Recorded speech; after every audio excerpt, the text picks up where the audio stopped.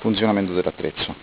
Si prende la locomotiva, la si mette in posizione qui sulla piuma, si collegano i cavi al trasformatore, si dà corrente. Poi, molto semplicemente, questo è regolabile anche in altezza.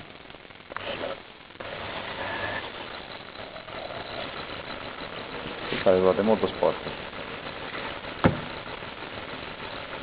Per andare bene ci vorrebbe un cotton fioc, ma io adesso ho solamente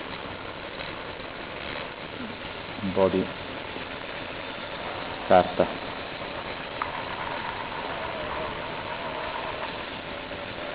Si può vedere quanto sporco va via con questo sistema. Le ruote tornano ben pulite.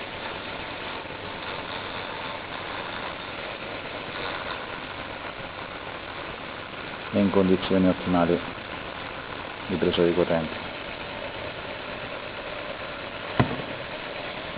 L'ideale sarebbe farlo con un cotton fioc, comunque, ripeto.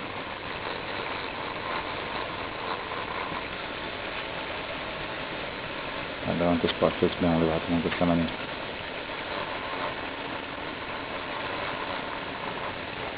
Vediamo una esacellazione di sporco. È un lavoro utilissimo per le locomotive che viaggiano meglio e prendono corrente.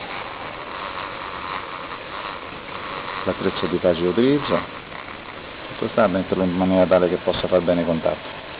Poi si gira la locomotiva, si rimette sulle ruote pulite, sempre in maniera tale che possa far bene i contatti. Farà delle scintille, normale comunque così. Le scintille sono perché il contatto non è sempre perfettamente per 100%. Ora ripeto l'operazione che fa, guarda, questo è pulito,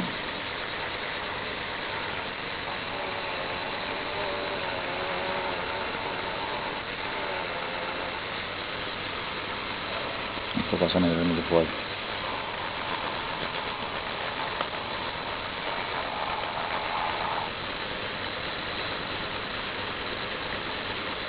Un'altra parte di stoffa pulita,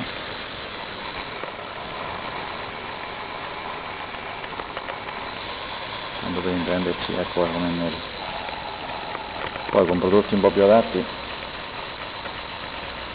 si può ottenere un effetto ancora migliore. E adesso qui ho purtroppo solamente alcol e carta Stop-Ex.